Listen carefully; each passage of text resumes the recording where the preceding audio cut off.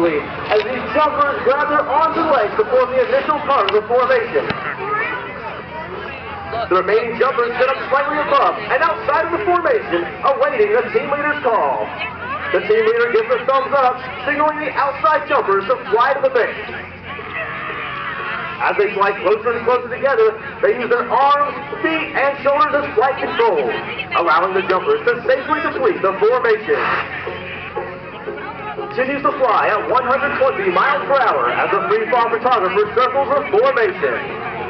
At a predesignated altitude, the team leader will wave his arms, signaling all jumpers to perform our bomb burst maneuver.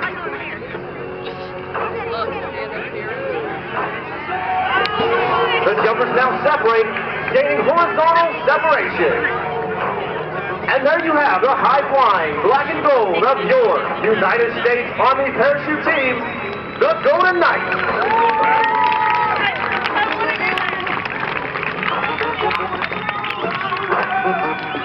Now, as you may have guessed, these jumpers are faced with a unique situation. A traffic jam in the sky. They must gain vertical separation to allow for individual approaches into the target area. This is accomplished by pulling down on the front part of the parachute and spiraling down at speeds of over 60 miles per hour to set up a traffic pattern just like you might see aircraft at a busy airport. At 1,000 feet, the jumper does what is called a wind penetration check, checking his distance and speed across the ground. He will then fly his downwind leg, a base leg 90 degrees to the target, and then face into the wind for his final approach.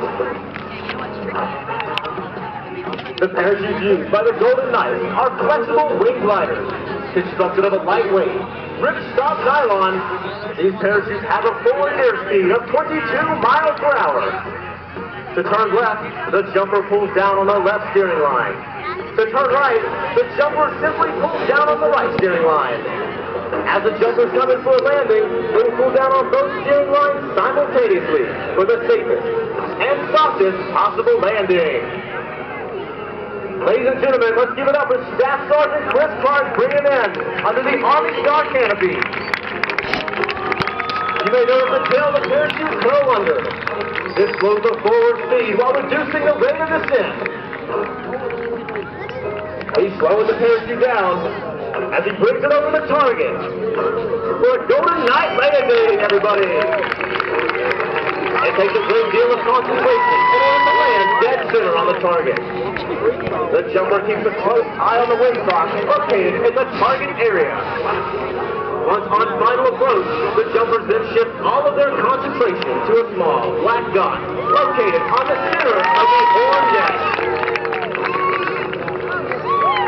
The United States Army Parachute Team was formed in 1959 at the home of the Airborne, Fort Bragg, North Carolina. There, the team consisted of 19 original members. Each was selected to assist in the development of modern parachuting techniques, to provide world-class competition parachutists, and to perform live aerial demonstrations in support of Army public relations and recruiting.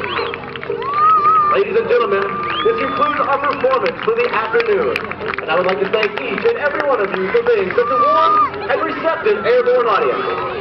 In closing, I leave you with this final thought. In the future, may all of your days be prosperous and your nights golden.